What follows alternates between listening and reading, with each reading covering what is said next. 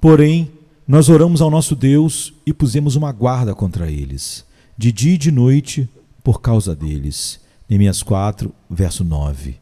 Neemias e os judeus estavam reconstruindo os muros de Jerusalém. Sanbalate e outros estavam furiosos com eles e tentaram parar seu trabalho. Eles determinaram a se aproximar do povo e de repente os assassinar, e assim colocar um fim naquilo que eles estavam fazendo. Nosso texto nos diz o que Neemias e seus companheiros fizeram nesta emergência. Porém, nós oramos ao nosso Deus e pusemos uma guarda contra eles de dia e de noite por causa deles. Estas pessoas teriam não só que construir os muros de Jerusalém, mas vigiar contra os seus inimigos ao mesmo tempo. O caso deles é o mesmo do nosso. Nós temos que trabalhar para Cristo. Espero que todos nós que o amamos estejamos fazendo tudo o que podemos para construir seu reino. Mas nós também necessitamos vigiar contra nossos inimigos mortais. Se eles podem nos destruir, claro que eles também destruirão nosso trabalho. Eles irão fazer os dois, se for possível. Os poderes do mal estão furiosos contra o povo de Deus. Se eles podem, de alguma maneira, nos injuriar ou nos importunar, você pode ter certeza que eles o farão. Eles não irão deixar nenhuma pedra desvirada se isto puder servir ao seu propósito. Nenhuma flecha sobrará nas aljavas do inferno enquanto existirem homens e mulheres santos, os quais puderem ser atingidos. Satanás e seus aliados mirarão seus dardos em nossas mentes e corações, todos os dardos envenenados que eles tiverem. Neemias foi avisado do ataque que estava para ser realizado à cidade. Os judeus que viviam perto dos samaritanos escutaram sua conversa sobre o que eles pretendiam fazer e foram contar a Neemias os planos de seus adversários. Nós também somos avisados. Como nosso Senhor disse a Pedro: Simão, Simão, eis que Satanás vos pediu para vos cirandar como trigo. Lucas 22, 31.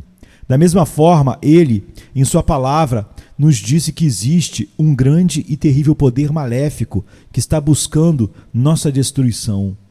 Se Satanás puder assim fazer, ele não vai somente nos cirandar como trigo, mas irá nos lançar ao fogo para que sejamos destruídos. Irmãos, não ignoramos os seus ardis, diz Paulo em 2 Coríntios 2, 11. Vocês não são deixados em um paraíso de tolos para sonhar com a segurança das tribulações e sonhar ter o luxo de estar fora de tentações. Era bem conhecido para essas pessoas também que, estando em perigo e alertados sobre a malícia de seus inimigos, que eles tinham um nobre líder para estimulá-los ao caminho certo a ser seguido. Neemias estava bem qualificado para esta obra. Ele deu aos judeus conselhos muito astutos, sensíveis e espirituais.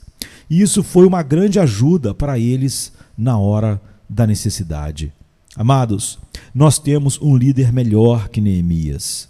Nós temos nosso Senhor Jesus Cristo e nós temos o seu Espírito Santo que habita em nós e que permanecerá dentro de nós. Imploro que você escute ao seu sábio e bom conselho. Penso que ele o dará à medida que continuamos com a explicação do texto. Ele dirá a você o que Neemias, de fato, disse àquelas pessoas: orem e vigiem.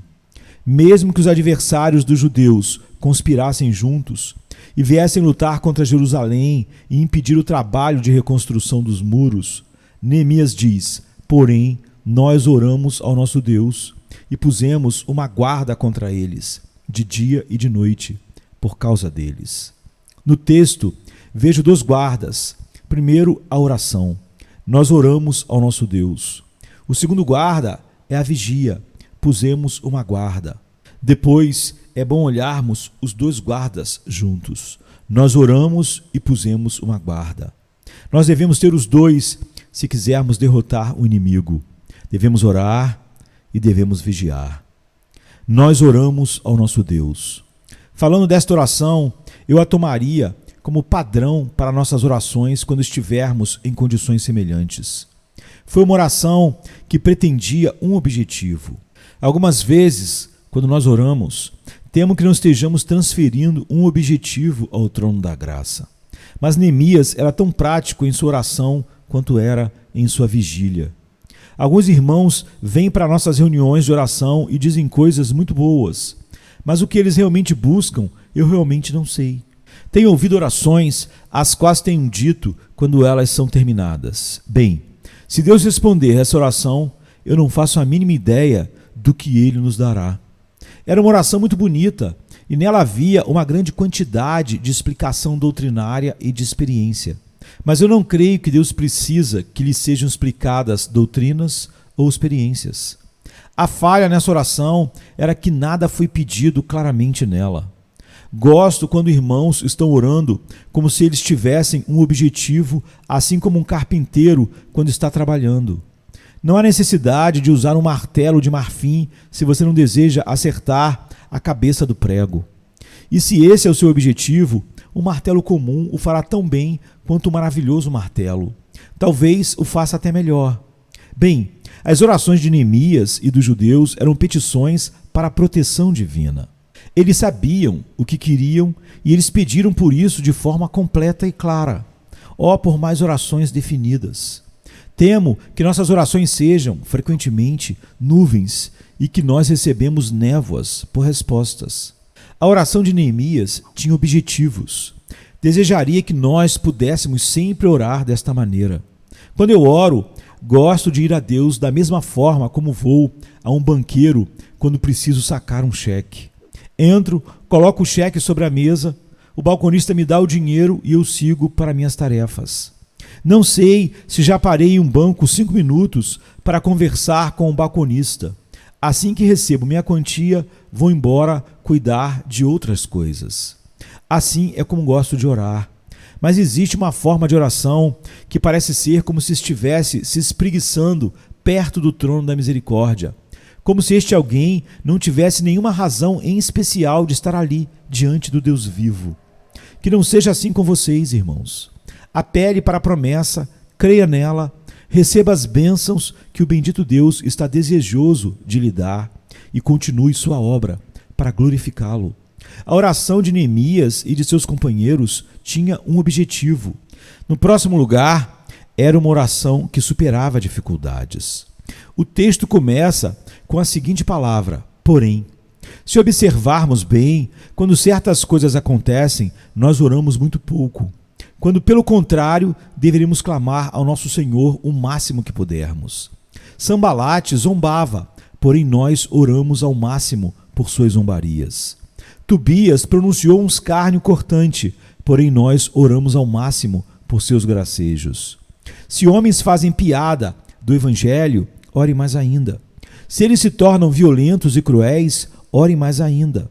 Nada a menos, nem uma palavra a menos, nem uma sílaba a menos, nem um desejo a menos, nem um pouco de fé a menos. Quais são suas dificuldades, querido amigo, em vir ao trono da misericórdia? Quais impedimentos estão em seu caminho? Não deixe que nada obstrua sua aproximação ao trono da graça. Torne todas as pedras de tropeço em pedras de apoio e venha, com coragem santa, e ore, não importando toda a oposição. Porém, nós oramos ao nosso Deus. A oração de Neemias buscava objetivos e superava dificuldades. Note em seguida que era uma oração que foi feita antes de qualquer outra coisa. O texto não fala que Neemias pôs uma guarda e depois orou, mas nós oramos ao nosso Deus e pusemos uma guarda. A oração deve ser o cavalo dianteiro de um grupo.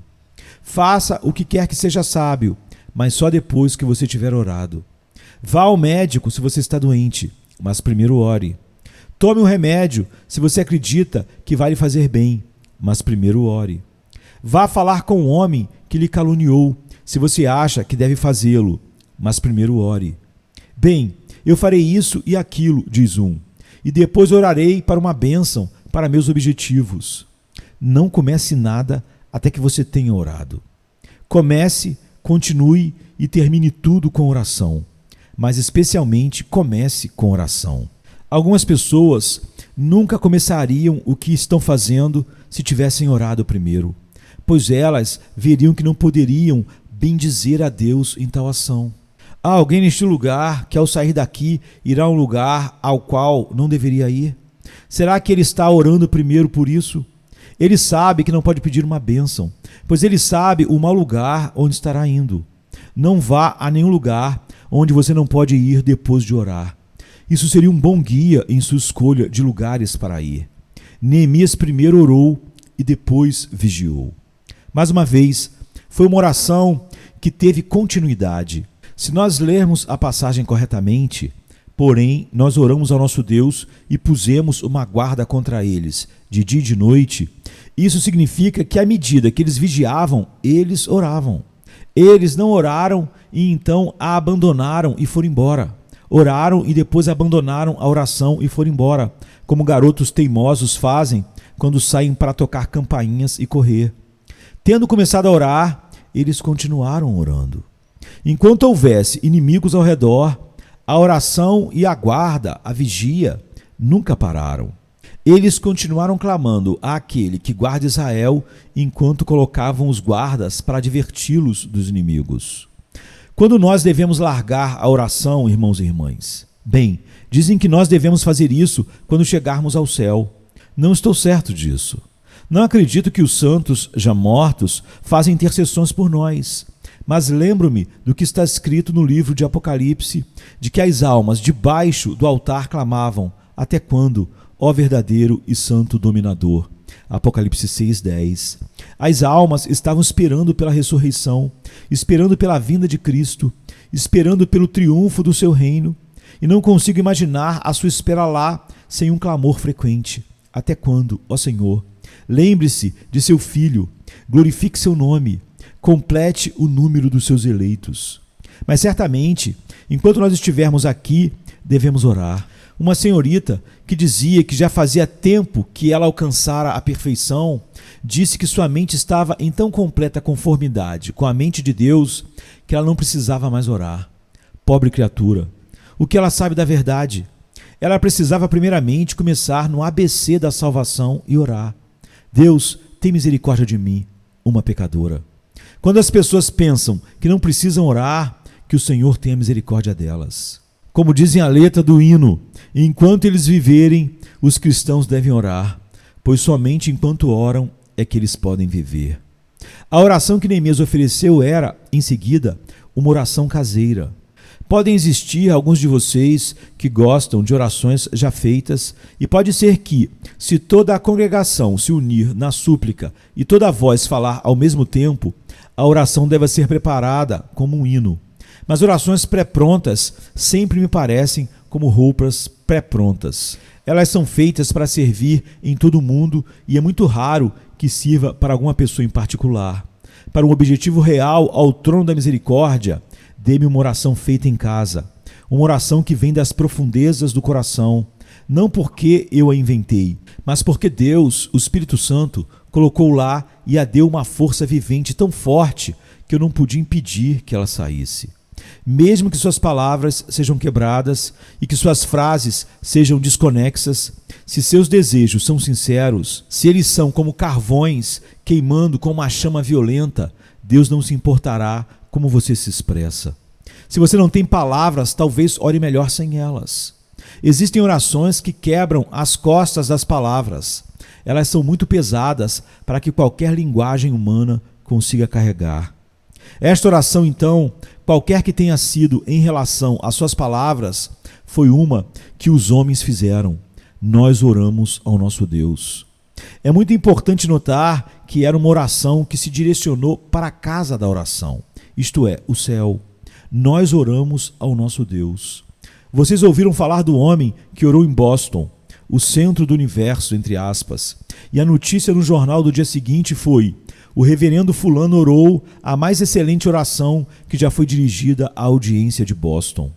Temo que existam orações deste tipo que são oradas para a congregação. Este não é o tipo de oração que Deus ama.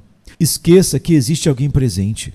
Esqueça que o ouvido humano está escutando ao seu sotaque e deixe que seja dito da sua oração. Porém, nós oramos ao nosso Deus.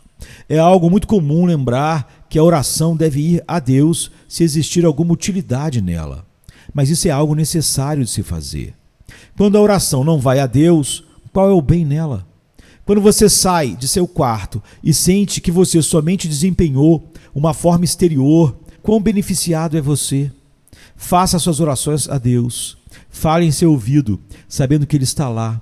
E saia sabendo que Ele te respondeu, que Ele levantou a luz do seu semblante sobre você. Este é o tipo de oração que nós precisamos para a nossa proteção contra os nossos inimigos, tanto de dia quanto de noite. Me deixe acrescentar somente mais uma coisa. Entendo pelas palavras que são colocadas diante de mim que foi uma oração saturada de fé. Nós fizemos nossa oração a Deus? Não, o texto diz, ao nosso Deus. Eles tomaram Jeová como seu Deus e oraram a Ele como seu Deus. Eles tinham uma segurança completa que, apesar de Ele ser o Deus de toda a terra, mesmo assim, Ele era especialmente o Deus deles. E então eles fizeram sua oração ao Deus que havia se dado a eles e ao qual eles pertenciam pelo relacionamento da promessa. Nós oramos ao nosso Deus. Essas duas palavras parecem carregar um vasto peso de significado. A porta da oração parece se virar nessas duas dobradiças douradas. Nosso Deus. Se você e eu seremos livres do mal que está no mundo, se nós seremos guardados enquanto construímos a igreja de Deus, nós devemos ter nossa primeira guarda poderosa, a oração confiante, tal qual a de Neemias e de seus companheiros judeus apresentaram ao Senhor. Orar e vigiar. Pusemos uma guarda contra eles de dia e de noite por causa deles. Depois de orar e continuar orando, a colocação da guarda foi um trabalho determinado. Pusemos uma guarda. Neemias não disse, agora alguns de vocês vão e vigiem, deixando o posto de vigia para qualquer um que quisesse estar lá. Mas eles puseram uma guarda.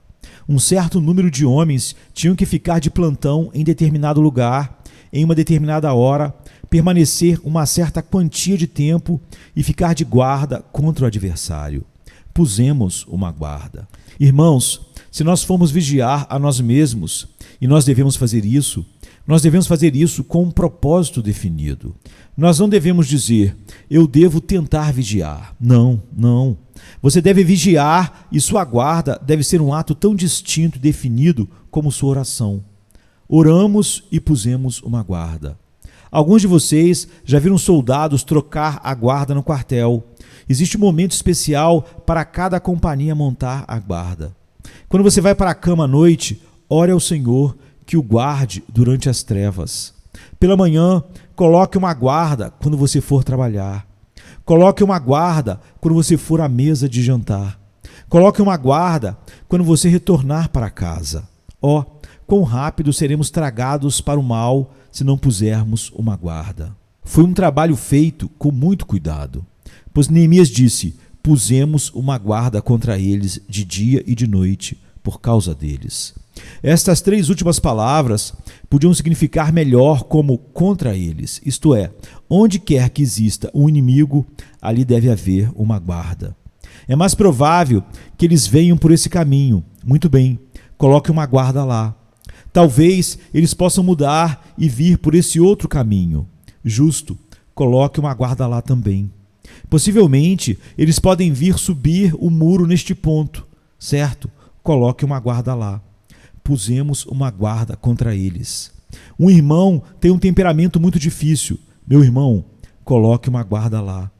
Outro irmão é muito rabugento, crítico, acha defeito na vida dos outros. Irmão, coloque uma guarda aí. Um amigo tem a tendência ao orgulho, outro para a incredulidade. Coloque uma guarda onde quer que o inimigo tenha mais probabilidade de vir. Pusemos uma guarda contra eles de dia e de noite por causa deles. Foi um trabalho contínuo. Neemias disse, pusemos uma guarda contra eles de dia e de noite. O quê? Há alguém lá sentado durante a noite toda? Claro que há. Se Sanbalate houvesse falado sobre quando pretendia atacá-los, eles poderiam dormir em outras horas. Mas como ele não deu tal informação, eles tiveram que pôr uma guarda de dia e de noite. O demônio não informou a hora em que ele irá tentar você. Ele gosta de pegar os homens de surpresa. Portanto, coloque uma guarda de dia e de noite. Foi um trabalho estimulado pelo conhecimento. Eles sabiam que Sambalate pode vir se ele quiser, então eles puseram uma guarda. Quanto mais você souber da praga do seu próprio coração, melhor você colocará uma guarda contra ele. Quanto mais você souber das tentações e das concupiscências do mundo, melhor você poderá colocar uma guarda. Quanto mais velho você for, mais deve colocar guardas. Disse um idoso amigo meu, você não deveria dizer isso. São os jovens que mais cometem erros. São. No Velho Testamento e no Novo, você sabe de algum caso de um jovem que se perdeu? A Bíblia nos conta de muitos velhos que tropeçaram por ação de Satanás quando eles não estavam vigiando. Então você deve colocar uma guarda até mesmo quando seus cabelos ficarem grisalhos, para que você não seja atingido pelo demônio até que tenha passado pelos portões de pérola até as ruas de ouro da Nova Jerusalém. Você e eu, caros amigos, temos a necessidade de colocar guarda contra os inimigos da santa fé. Algumas pessoas me perguntam, por que você fala tanto sobre o declínio do cristianismo? Deixe que os homens acreditem no que querem. Continue com sua obra para Deus e ore a Ele para que os homens encontrem o caminho correto. Não.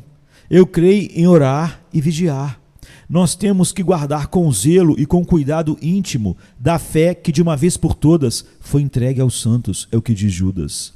Quando você encontrar, como acontece hoje, cristãos professos e pastores negando artigos e doutrinas santíssimas da fé e do evangelho, ou colocando outro significado em todas as palavras que deveriam ser entendidas, e pregando mentiras no nome do Altíssimo, é chegada a hora de alguém colocar uma guarda contra eles. O cargo de um vigia noturno não é uma profissão fácil, mas estou desejoso em tomar este posto por amor do meu bendito mestre. Os professos servos de Cristo que entram em uma profana aliança com homens que negam a fé, deverão responder por isso naquele último grande dia. Quanto a nós, irmãos, quando nosso Senhor vier, que Ele nos encontre tanto vigiando quanto orando. Mas, caros amigos, que fique claro para vocês, nós devemos colocar uma guarda contra nossos adversários pessoais. Espero que, em certo sentido, vocês não tenham nenhum inimigo pessoal, que você não deva rancor a ninguém, mas que você viva em paz e ame a todos. Mas existem cristãos aqui que irão para suas casas, onde todos naquela casa são contra eles. Muitas mulheres santas saem do santuário e vão para o marido bêbado. Muitas crianças convertidas ao Senhor não veem nada de agradável em suas casas. Coloque uma guarda. Querida mulher, você não sabe que pode ser o meio pelo qual o seu marido pode ser salvo? Se souber disso, coloque uma guarda. Não seja influenciada nem mesmo um pouco por ele. Você não vai convertê-lo assim. E vocês, queridas crianças, que vieram a Cristo e entraram na igreja, perceba que você deve ser respeitosa e obediente, pois de outra forma você destruirá toda a esperança de trazer seus pais ao Salvador. Coloque uma guarda. Você diz, se eu cometo um pequeno erro, eles o aumentam. Eu sei que eles fazem isso, e por isso coloque uma guarda. Seja mais cuidadoso. Coloque uma guarda sobre o seu temperamento. Coloque uma guarda sobre sua língua. Coloque uma guarda sobre suas ações. Seja paciente, seja gentil, seja amável. Que o Espírito de Deus trabalhe em tudo isso dentro de você. Mas existe um grupo de inimigos muito mais perigosos que estes adversários que ficam do lado de fora de nós mesmos. Existem os inimigos internos, as tendências malignas da nossa natureza corrupta, contra quem nós sempre devemos colocar uma guarda. Talvez você diga, como eu posso fazer isso? Bem, primeiramente, saiba que inimigos são esses. As pessoas que estão começando na vida cristã deveriam procurar saber onde estão seus pontos fracos. Não me admiro, caro amigo, se seu ponto fraco é que você se considera forte. Quando você pensa, eu nunca cometerei aquele tipo de pecado, este é o local mais provável de sua queda. Coloque uma guarda onde quer que fraquezas apareçam, e se no passado você entristeceu o Espírito Santo por algum ato errado, coloque uma guarda dupla ali. No lugar onde você tropeçou uma vez, você pode tropeçar de novo, pois você ainda é o mesmo homem. Coloque uma guarda também, caro amigo, onde quer que você se sinta seguro. Sempre que você tiver certeza que não pode ser tentado em uma direção especial, isso prova que você é tão orgulhoso quanto Lúcifer. Coloque uma guarda e coloque uma guarda. Evite qualquer ocasião de pecado. Se qualquer caminho ou conduta poderia lhe dirigir ao pecado, não vá nessa direção. Ouvi um homem falar argumentando que não poderia beber. Veja, se eu algum dia tomar um copo de cerveja, parece que me perco e preciso tomar mais 2 ou 3 copos. Muito bem. Então, se este é o seu caso, não tome nenhum copo de cerveja. Mas, diz um, se me junto com minhas velhas amizades, eu esqueço de mim mesmo. Então, não se junte com essas pessoas. Melhor ir para o céu como um solitário do que ir para o inferno como uma multidão. Arranque fora o olho direito e corte fora a sua mão direita antes que estes lhe causem cometer um pecado. Não vá para onde é provável que você seja tentado. Certo, diz outro, mas é que meu trabalho me chama para o meio da tentação. Eu lhe garanto que seu trabalho pode lhe levar onde existem homens ímpios, pois como é que você poderia viver sem ter que entrar em contato com os ímpios? Você teria que estar fora do mundo. Bem, então, se este é o seu caso, coloque toda a armadura de Deus e não vá despreparado para lutar o bom combate da fé. Coloque guarda e coloque guarda. Vigie contra os inícios do pecado. Lembre-se, Satanás nunca começa no lugar em que ele quer terminar. Ele começa com um pequeno pecado e então continua isso até chegar a um grande pecado. Quando ele primeiramente tenta os homens, ele não atira onde ele espera atingir. Ele faz com que os homens saiam do caminho de pouco a pouco. E ele trabalha com degraus para levar ao grande pecado que ele quer que você cometa. Não creio que hoje em dia um cristão seja um homem muito preciso. Nós servimos a um Deus muito preciso. O Senhor é um Deus zeloso. Se distancie de muitas coisas onde outros cristãos hoje se satisfazem. A questão é, será que eles realmente são cristãos? Se nós não devemos julgá-los em nenhuma medida, que nós julguemos a nós mesmos e que possamos decidir de uma vez por todas de não ir para onde eles têm ido. De fato, que não tenhamos nenhuma vontade de ir. Vigie para o que Deus tem a dizer a você. Na sua leitura da Bíblia, se o Espírito Santo aplicar um texto da Escritura a você com uma força especial, considere isso como um conselho do seu Pai Celestial, que aquilo é uma lição para você. Surpreendo-me frequentemente como o texto que leio pela manhã geralmente me instrui pelo dia inteiro. Pessoas que vêm ouvir a palavra de Deus ser pregada percebem que, em 2 ou 3 dias, existe uma razão para que o pregador tivesse pregado tal sermão, e uma razão pela qual elas foram levadas a ouvir aquilo. Sempre que você olhar um cristão professo se desviar do caminho da santidade, não fale sobre isso com outros para não aumentar o pecado. Um pouco de fermento leveda a massa toda. Em vez de falar sobre a queda do outro, coloque uma guarda em você mesmo e diga: ali foi onde ele caiu, e é ali que eu vou tropeçar, se a graça de Deus não me guardar. Lembre-se das palavras do nosso Salvador para os 3 discípulos com ele no Getsêmani: vigiai e orai, para que não entreis em tentação. Mateus 26, 41. Porém, nós oramos ao nosso Deus e pusemos uma guarda contra eles, de dia e de noite, por causa deles. Pense nessas 2 coisas juntas, os 2 guardas juntos. Nós oramos ao nosso Deus e pusemos uma guarda contra eles. Queridos, nenhum desses 2 guardas é suficiente por si mesmo. Somente a oração não terá sucesso. Orar e não vigiar é arrogância. Você finge confiar em Deus, mas continua se atirando no perigo, como o demônio queria que Cristo fizesse quando ele o tentou a se jogar de cima do pináculo do templo. Se você ora para ser guardado, então mantenha a vigília. Oração sem vigiar é hipocrisia. Um homem ora para ser guardado do pecado e então vai e entra em tentação. Sua oração é um evidente pedaço de zombaria, pois ele não a toma e a pratica. Algumas vezes, contudo, a ignorância pode nos levar a orar sem vigiar. Existem outras coisas que não podem ser omitidas. Deixe-me contar uma história simples. Havia uma pequena estudante que, frequentemente, não conhecia suas lições. E havia outra garota que sentava perto dela, que sempre respondia em voz alta suas lições corretamente. Suas companheiras diziam a ela: Jane, como você sempre sabe todas as suas lições? E Jane respondia: eu oro a Deus que me ajude e então eu as aprendo. No dia seguinte, a outra pequena estudante se levantou, mas não soube dizer suas lições. E depois disso, ela disse para sua amiga: eu orei a Deus sobre minha lição, mas eu não sabia nada além do que sabia ontem. Jane disse: mas você tentou aprender a lição? Não, respondeu a outra. Eu orei sobre ela e pensei que isso seria o suficiente.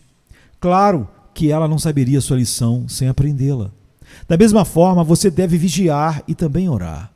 Deve haver uma guarda diária colocada sobre sua língua, pensamento e mãos, ou qualquer tipo de oração sobre isso será em vão. Sede pessoas que correm deliberadamente grandes riscos e ainda dizem que oraram para que o Senhor as proteja. Já ouvi dezenas de vezes essas palavras. Eu entrei em oração por isso e tenho me irado rapidamente com aquele que me fala essas palavras. Ele fez algo errado e tenta se desculpar porque afirma que entrou em oração por aquilo. Uma cristã casou com um homem mundano e quando alguém a culpava por desobedecer a palavra de Deus, ela falava que havia entrado em oração pelo casamento. Se você realmente tivesse buscado aconselhamento divino, você não teria ousado em fazer aquilo que a Escritura proíbe expressamente de que um filho de Deus faça. Orar sem vigiar não é suficiente para nos preservar do mal. Por outro lado, caros amigos, vigiar sem orar é igualmente inútil. Dizer, eu irei me corrigir e nunca orar a Deus para lhe guardar é autoconfiança que levará ao mal. Se você tentar vigiar sem orar, você irá dormir e sua vigília chegará ao fim. É somente por orar e vigiar que você será capaz de se manter em guarda. Além disso, vigiar sem orar se torna um cansaço e nós logo desistimos, a não ser que tenhamos o doce intervalo destinado à oração para que tenhamos descanso e possamos ser ajudados a continuar vigiando. Não vou me prolongar quando tiver dito isto. Coloque os dois juntos. Vigie e ore. Ou, como o meu texto diz, ore e vigie. Um ajudará o outro. A oração irá chamar o vigia. A oração irá estimulá-lo a manter seus olhos abertos. A oração será a comida para sustentá-lo durante a noite. A oração será o fogo para o aquecer. Por outro lado, vigiar irá ajudar a oração, pois o vigiar mostra que a oração é verdadeira. Vigiar provoca a oração, pois todos os inimigos que nós olharmos nos farão orar com mais diligência. Além de que, vigiar é uma oração. Se existe uma verdadeira vigília, a vigília em si é uma oração. Os dois se misturam em um. Amados amigos, eu os despeço com meu texto soando em seus ouvidos. Porém, nós oramos ao nosso Deus e pusemos uma guarda contra eles, de dia e de noite. Mas eu não estou falando para todos que estão aqui. Alguns de vocês não oram. Alguns de vocês não conseguem vigiar. A mensagem para você é a seguinte: você deve nascer de novo. Você não pode experimentar os deveres cristãos até que tenha uma vida cristã. E a única forma para ter uma vida cristã é ter fé no Senhor Jesus Cristo. Venha para a fonte a qual Ele encheu com seu precioso sangue. Lave-se lá e seja limpo. E então, impulsionado pelo seu Espírito, vigie. Estou ansiando ver algumas pessoas serem trazidas a Cristo agora, pois apesar de eu estar pregando para o povo de Deus, se eles vigiarem e orarem por você, uma bênção virá até você através desta vigília e oração. Que o Senhor permita que assim aconteça com muitos de vocês.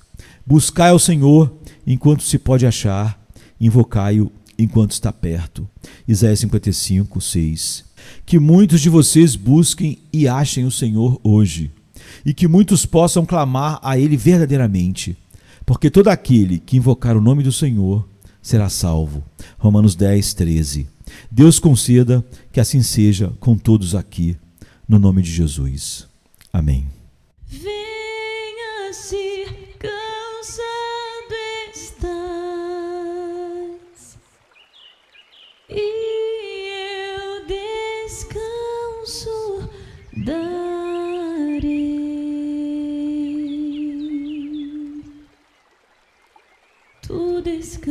alcançarás.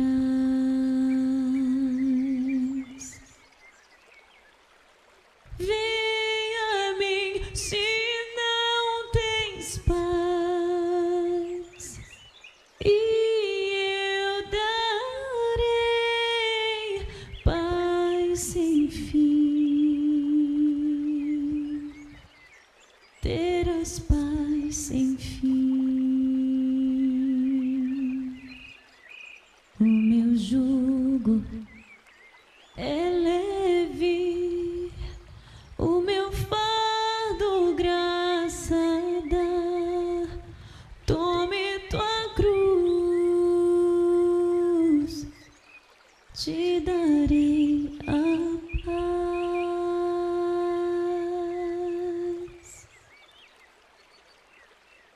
Venha o aflito